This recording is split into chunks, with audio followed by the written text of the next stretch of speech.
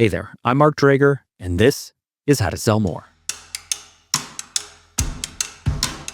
Do you think that you and your team are in control of your sales process?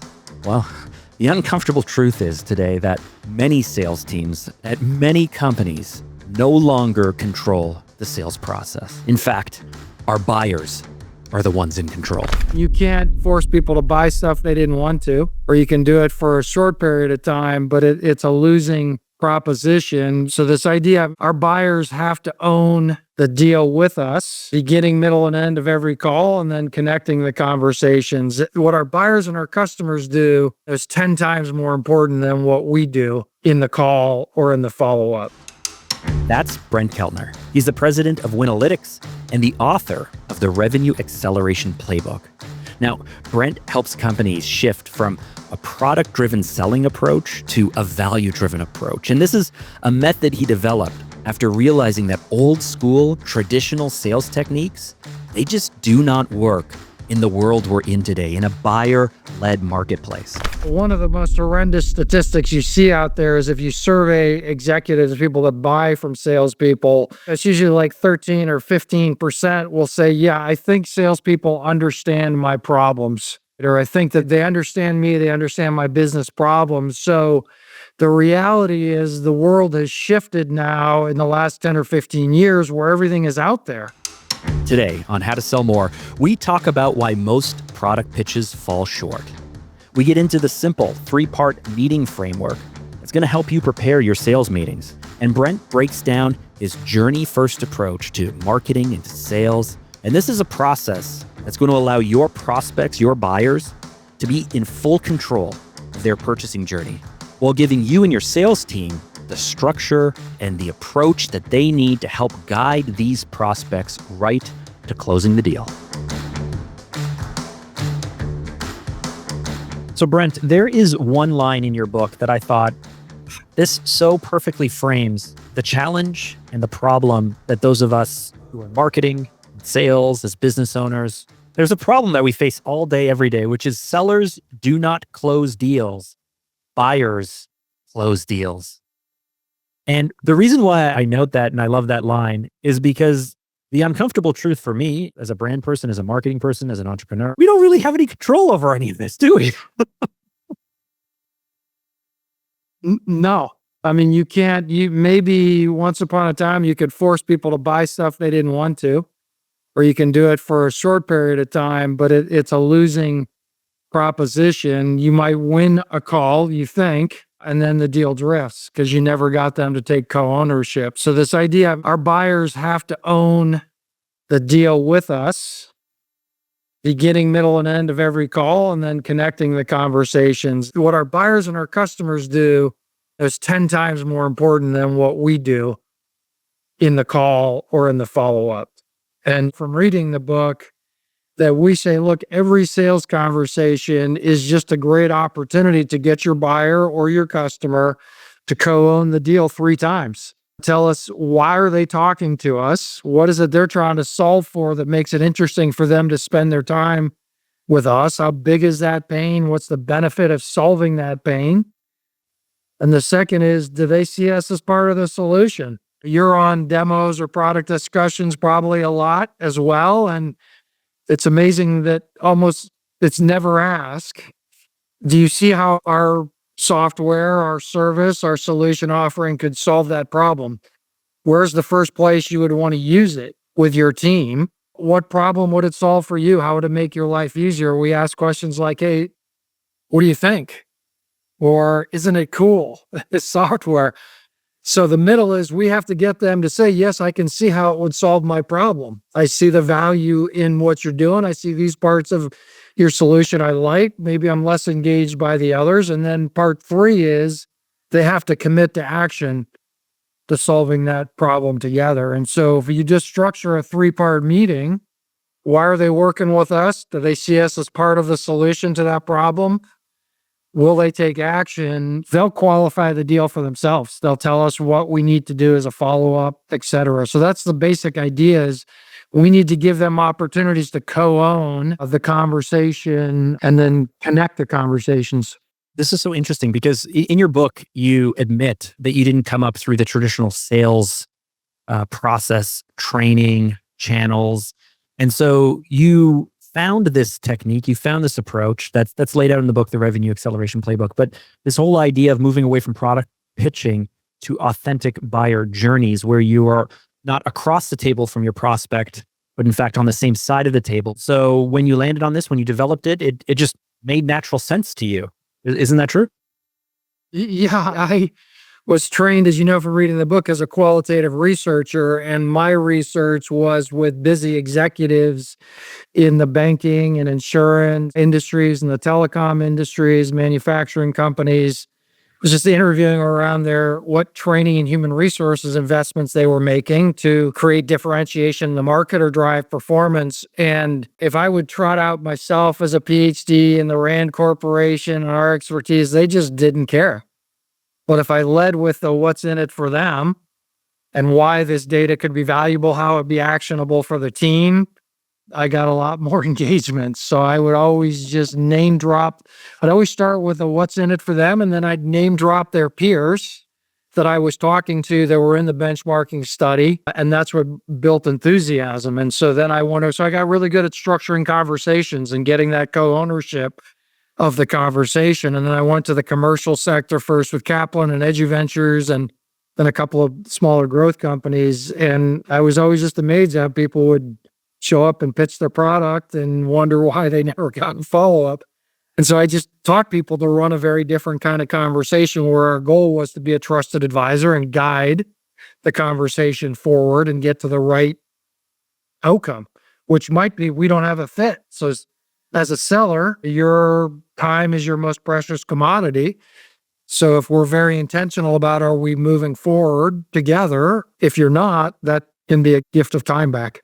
Now, this consultative approach, now, this really resonates with me because looking back, I developed something similar, but I think it was more out of necessity than actually a strategy because I had no formal sales and marketing background. When I launched my agency at 23, I suddenly found myself taking prospects through all of these discovery sessions, strategy meetings, and we would collaborate on creative.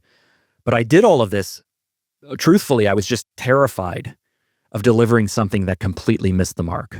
And so I used to worry that maybe I was giving too much away through this process. But what I found reassuring about your book, and maybe this is confirmation bias, but this whole idea of co-creating everything, the approach, it's not just a personal preference. In my experience, it's actually more effective. Yeah. And just to kind of test on whether we both are suffering from confirmation bias or not, I'll just throw out a couple of stats there from the industry. Most buyers want a self-enabled journey, right? At this point, they want to guide the journey. And we see that in content and content consumption. It's one of the most horrendous statistics you see out there is if you survey executives, people that buy from salespeople, it's usually like 13 or 15% will say, yeah, I think salespeople understand my problems, right? Or I think that they they understand me, they understand my business problems. So the reality is the world has shifted now in the last 10 or 15 years where everything is out there, right? Everything on your product is on your website. It's in little video explainers on YouTube. It's on peer review sites. So this idea that I can kind of command the sale, right? I can control the sale without jointly owning it. I think buyers are overwhelmingly telling us that doesn't work anymore. They want to be in a collaborative mode with us. They want us to guide their journey forward. And that takes, though, either a salesperson or a marketing team, an advertising team, a business development team. It takes someone with a real understanding of the culture, the industry that you're selling into, the decision-making process or the seniority of those you're speaking with, the different influencers who might influence the purchasing decision as you move down the line, real understanding of your product or your service and the different use cases. And this can be from a very high level business goals right down to real specific, how you might integrate it, how you're going to deliver, how you're going to work with the engineering team, whatever that might be. And so the main pushback I get from other business owners when I speak about my own approach and what you talk about in the book is just the complexity for scaling, the complexity for finding people who have this unique skill set or building these teams. And it just is seen as very slow and complicated and expensive. I kind of feel like there's no other choice, but what would you say to that? Yeah, I think you have just described the Cadillac, right, of doing this well as you start with a really well-developed product marketing framework, right, that connects your value props to your ideal buying group and your segment value props. And as you get bigger, that's worth investing in because it helps build team alignment, helps drive growth, no question.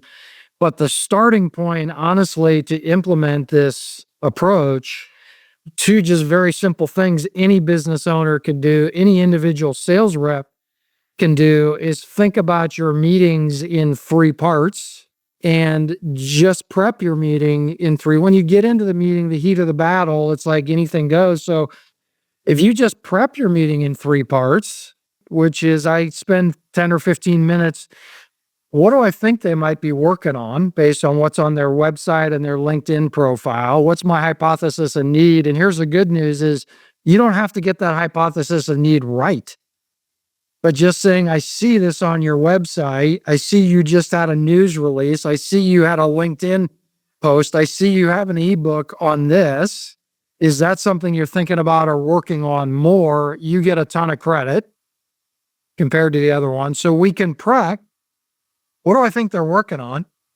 You can prep. What are my most similar clients? Name drops, because all buying is social, right? At the end of the day, we leverage other trusted relationships, our personal relationships to build trust with vendors. That's the way it works, B2B, B2C.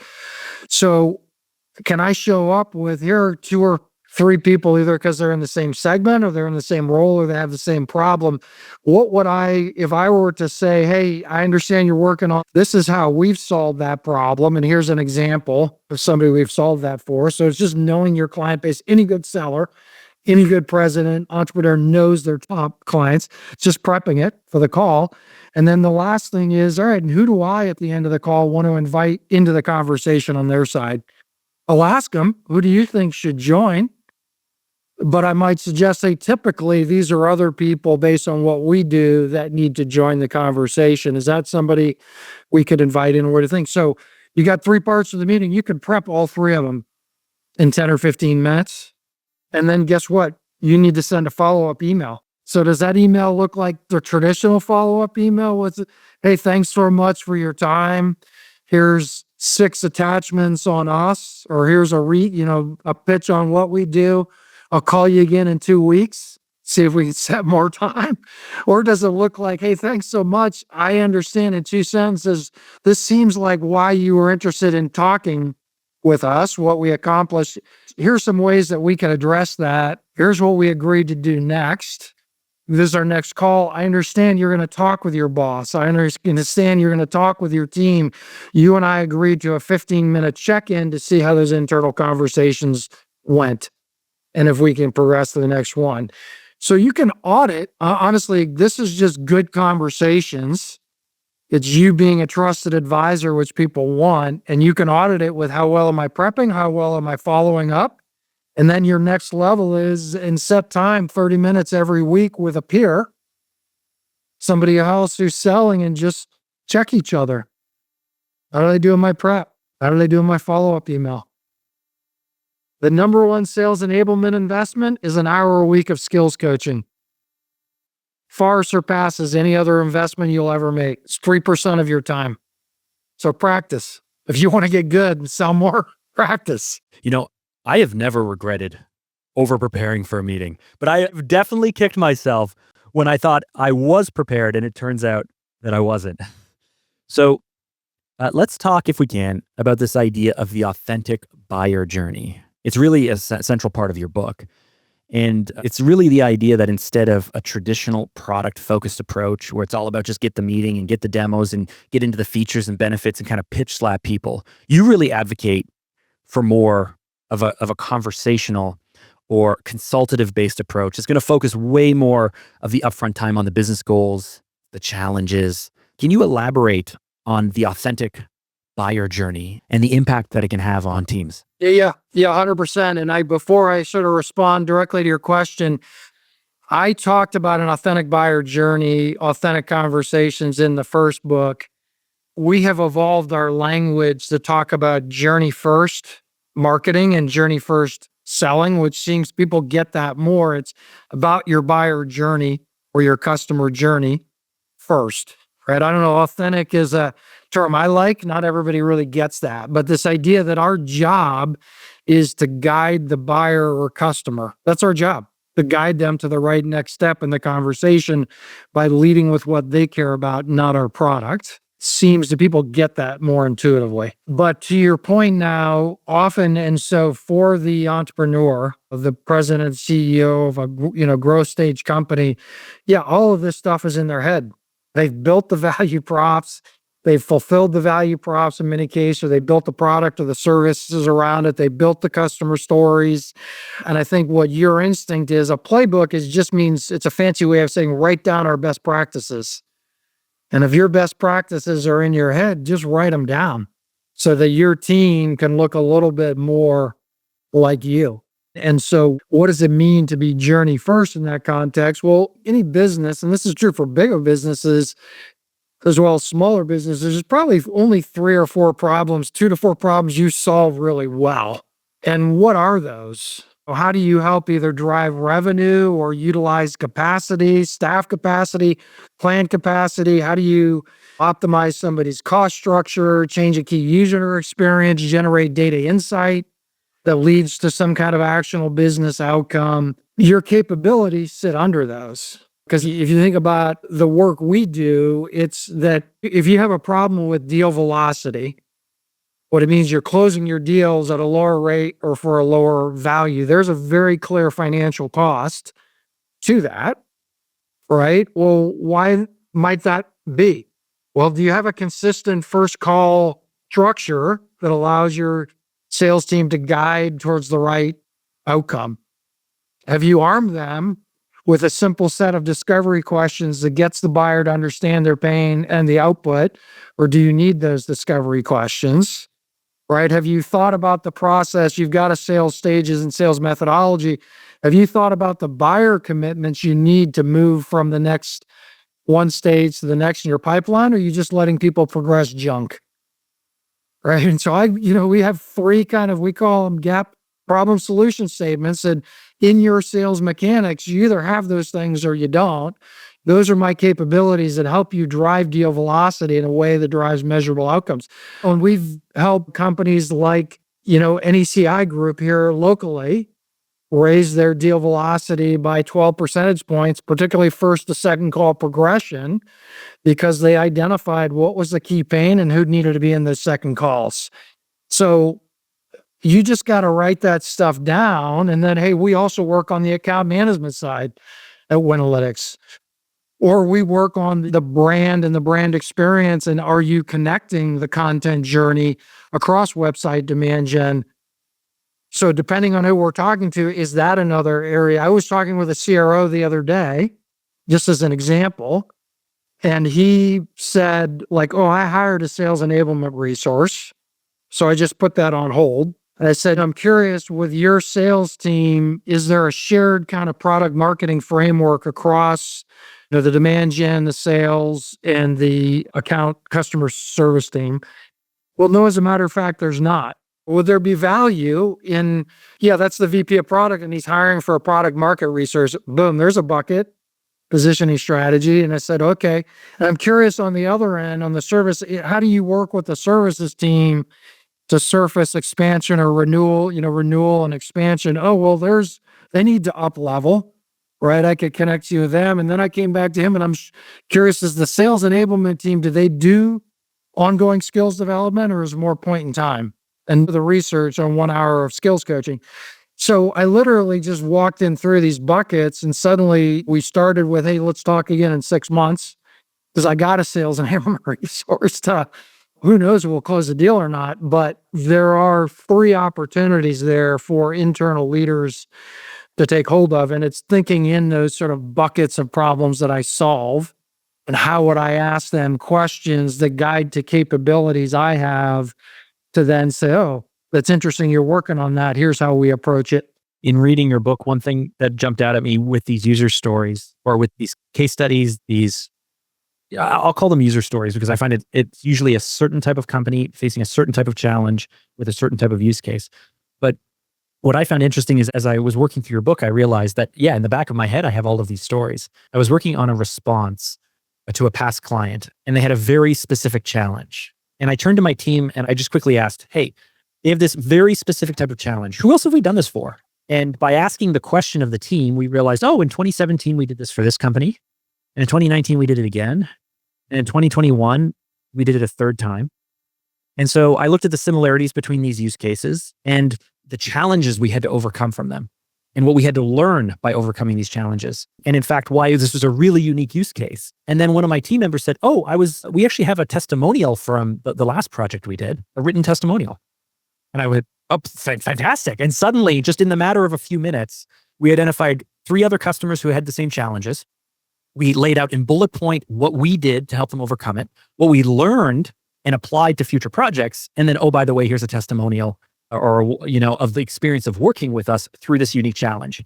Yeah, look, leaders of growth companies that are, again, have the playbook in their mind, but it also comes up with sales teams of bigger companies. Like, I don't have a marketing function to do all this. What you just said is the best content is that tribal knowledge around stories and name drops and problem solution statements. Any good seller, any good CEO, they know their best stories. They know the problem solution statement. So just being intentional about collecting a handful of those is a game changer. I mean, sales teams can, and our early work on building stories was with sales teams, often in the enterprise where they just couldn't get marketing's attention. And we just collect the tribal knowledge around these stories. So that tribal knowledge is 95% of the way, unless you don't have product market fit, which is a different problem. If you have product market fit, those stories are there. You just have to collect them and be intentional in the way you guys were about collecting them. And what you'll learn is that actually the problem solution statements and the business outcomes that connect your problem solution statements, it'll get a lot clearer if you ask your customers or mine your customer stories than if you hypothesize yourself. If they'll let you, yes. I mean, that's one service that we do within our agency at Sales Loop that our customers don't often think about. And this might be something even that you help others with, but I find has the biggest impact is when a third party.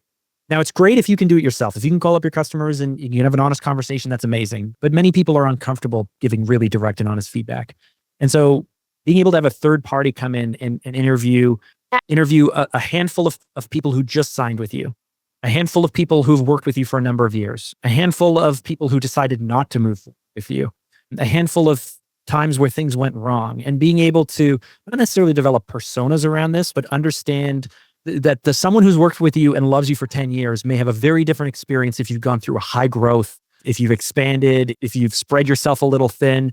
Maybe the person working with you for the last year doesn't have the same know, like, trust. Maybe they don't love you as much. Maybe they're not willing to live with the mistakes that you're making along the way or what have you. So we come in and we just do these types of profiles, these conversations and interviews. And I find it so revealing. I find it so amazing and so revealing because you can get the stories, you can get the anecdotes, you can get the words, the very verbiage and the very words and what they care about most. And then you can apply this, as you've said, to your marketing or advertising, to your sales process, to your account management or onboarding process, to your follow-up process.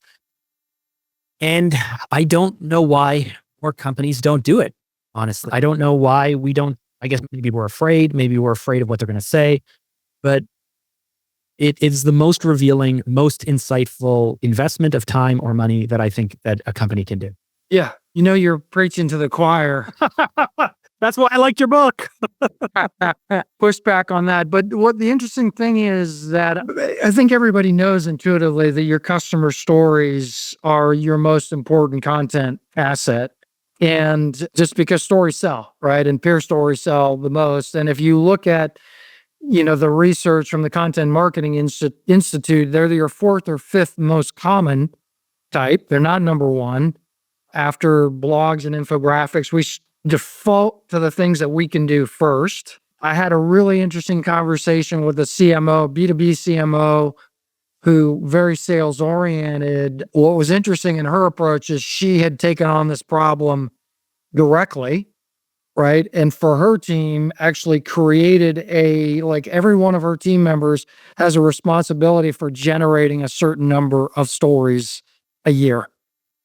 And they can build relationships at events. They can work with their CS team to do that. They will sort of be invited into the QBR calls. They have built an advisory board, and that's a little bit bigger, although we have an advisory board and, we're kind of a smaller boutique consulting firm. Part of being on their advisory board was agreeing to a story. So this idea of just making it easier to source stories on a routine basis, it should be part of the habit of the way you manage accounts. Because they are the most important resource. And so creating expectations that all your team members are generating those, I think is a good expectation. And in your experience, is it better to be on the more emotional side of things and allow the story or to speak for itself? Or do we want to ensure that, in my experience, every claim needs to be backed up with proof? And so should we be looking at backing up these stories with numbers, with facts, with figures, with third-party research, with Harvard Business Review says this or industry X says that? How much do we want to shore up these stories? Yeah, so I think it's a credit to Todd Capone, transparency sale. Like, buying starts as an emotional thing, but it ends as a rational thing. People have to pay dollars and they have to take time to do something different. And we know from gym memberships on January 15th that people don't like to spend money to do something different. So there's got to be a rational justification for spending time and money on this, but it starts with an emotional engagement. I wonder if the rational part actually isn't in the middle. And I say that because I worked before I started my agency, I worked at a franchisor, and I was part of the franchise development marketing team, and we generated all these leads, and we sold franchises in 90 countries and territories around the world. And a big part of the 3 to 5 week sales process, which was 100% by phone at the time, this is in 2004, 2005, started off very much emotional content, emotional outcome. Imagine owning your own business, the freedom, replacing your blue chip salary, all of these claims. In the middle, it became very, very detailed and rational because people are trying to understand what we're going to do for this change. But then towards the end, you are way back to the emotional side of things again. Because we're trying to get the spouse to say yes. We're trying to get you excited again. We're trying to get you to think, what could my life be like? I've worried about all that rational stuff. Now let's get back to the emotional things. So I almost wonder if we need to return to the emotional. Hey, look, you're 100% right. You see them. You need both as you progress, because what we know in this case, that was a high-end kind of B2B sale, but there were influencers, right? The wife, or maybe there's a family council, or he or she had to go to the parents to get some of the capital to invest. There are always influencers, except in the most transactional sale. And so those new people, they got to get both an emotional excitement and then a sort of business excitement. Right? In a true B2B context, often the people you never meet with, they're thinking about the business result, and the people that are just working the product or the service are thinking about, hey, how does this change my life or my team's life? And so it's a little bit more emotional down here, business here, but you got to work both through the entire process for sure. But I think it's just an important that just to recognize, we think of good stories as problem, solution, result. Start with the pain of the problem, right? That's a negative emotion. Engage with the positive emotion of, and this is how we the things we brought to bear to partner to solve that problem. And as we solved it together, here were some of the results that were made at a promising use of everybody's time. And that you're balancing the emotional and the rational. So it's 100% as both. I've been speaking with Brent Keltner, who is the author of the book, The Revenue Acceleration Playbook. Brent, to end the podcast, I always ask this closing question. It's one of my favorite. If you could give us one tip, one strategy, one piece of advice to help those of us listening sell more, what would that be? Yeah, lead with empathy. Get out of your own head and think about the person on the other end and why they're there. Pleasurable to talk about ourselves. Our brains are wired for confirmation bias, which is basic fancy way of saying we go in with a conclusion. We think we know the answer. So if you just flip it to, I'm going to start, I got my framework, but let's start with a little bit of a blank slate. Build some human rapport. What's the poster on their wall? How are they going to spend their weekend? Where do they live in the country? What do they do outside of work? Build a level of rapport, but then why are they interested in talking with you? And how can we spend our time together most productively? One thing I'll say on that is, I think, and you did a really nice job of this, use of an agenda in a meeting, totally underused tool as a way of just saying, hey, Mark, I know we got about 30 minutes together. Here are the three or four things I was thinking about doing together today. And usually that's something around what they're, exploring their problems, what we could do, who we might bring into the conversation that goes, well, is that aligned with what you're thinking about? And if there was one thing you wanted to get out of the call today, what would it be? So just demonstrating a lot of empathy at the beginning, it will shift your mind and it will shift you into a different category in your buyer or customer's mind. That was Brent Keltner, author of the Revenue Acceleration Playbook and president of Winalytics. Now, before we go, I really do want to thank you for listening. If you're looking to get your team away from just pitch slapping everyone and into better sales conversations with proper preparation and really effective follow-up, I do highly recommend Brent's book. The frameworks and the case studies are going to really transform how you think about engaging with prospects. The 3-part meeting structure alone is really worth the price of admission picking up the book. And so you can find the Revenue Acceleration Playbook everywhere books are sold. You can learn more about Brent's work over at winalytics.com. Now, if you found today's episode valuable, I would love to hear from you. You can head over to LinkedIn and hit me up there. Now, if this is your first time listening, I hope you'll consider checking out a few more episodes, maybe consider subscribing, because here at How to Sell More, every single week, we work to share the freshest sales and marketing ideas. We work to share proven strategies from industry experts and seasoned entrepreneurs. I'm your host, Mark Drager. Thanks for listening, and I'll catch you in the next one.